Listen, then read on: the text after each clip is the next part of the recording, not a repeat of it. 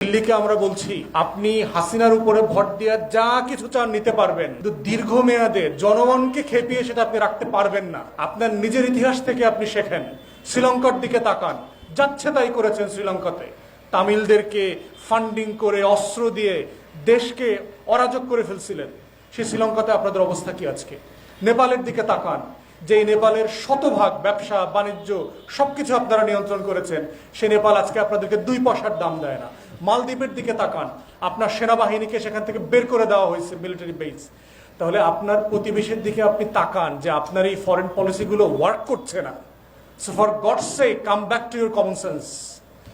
এই জন্য দিল্লিকে বলছি, বাংলাদেশের 20 কোটি মানুষের সাথে বেইমানি করে শুধুমাত্র একটা করদ রাজ্যের মুখ্যমন্ত্রীর উপর ভরসা করে যদি আপনারা মনে করেন যে আপনারা 800 কিলোমিটার রাস্তা 1000 কিলোমিটার রাস্তা বাংলাদেশের বুকের উপর দিয়ে চলে যাবেন, বোকার স্বর্গে বাস করছেন। শুধু বাংলাদেশের আভ্যন্তরীণ রাজনীতি দেখেন, এইখানে ট্রেন পোড়ানোর রাজনীতি আছে বিএনপি আওয়ামী লীগের মধ্যে। স্লিপার খুলে ফেলা, ট্রেনের রাইন উঠাইয়া দেওয়া, আগুন দিয়ে ট্রেনের বগি পড়াইয়া দিয়ে মানুষ মেরা ফেলা, এই রাজনীতি বাংলাদেশে আছে। আপনি 800 কিলোমিটার রাস্তা ট্রেন নিয়ে যাবেন এখান থেকে নিরাপদে? এটা প্র্যাকটিক্যালি সম্ভব?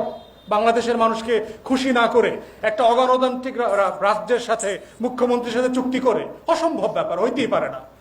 কানেক্টিভিটি হইতেই পারে।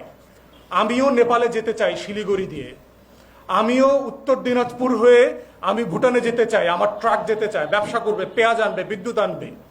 আপনিও বাংলাদেশের উপর দিয়ে যান, ত্রিপুরা যান, কুমিল্লা হয়ে, আমার কোনো সমস্যা নাই। কিন্তু শুধু আপনি নেবেন, আমি কিছু পাবো না, আমি দেবো না, এটা তো চুক্তি হতে পারে না। আপনি বার্মা থেকে গ্যাসের পাইপলাইন নিয়ে যাবেন বাংলাদেশের উপর দিয়ে, কিন্তু বার্মা গ্যাস আবার আমাকে বিক্রি করতে পারবে না, সেটা কেমন কথা হলো? অতএব আমরা কানেক্টিভিটির বিপক্ষে না, কিন্তু সেই কানেক্টিভিটি মিউচুয়াল ইন্টারেস্টের উপর ভিত্তি করে হইতে হবে। এটা একপাক্ষিক হইলে দিল্লিকে মনে রাখতে হবে আপনার নিজের ইতিহাস সাক্ষী, এটা আপনি ডিসফাংশনাল হয়ে যাবে, এটা আপনি মেনটেন করতে পারবেন না। চুক্তি শেষ না, লং টার্মে এই স্বার্থ ধরে রাখাটা হলো বড় চ্যালেঞ্জ।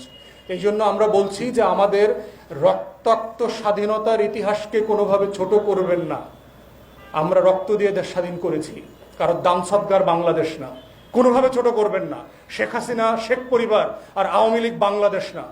বাংলাদেশ অনেক বড়, 20 কোটি মানুষের বাংলাদেশ, মুক্তিযোদ্ধাদের বাংলাদেশ।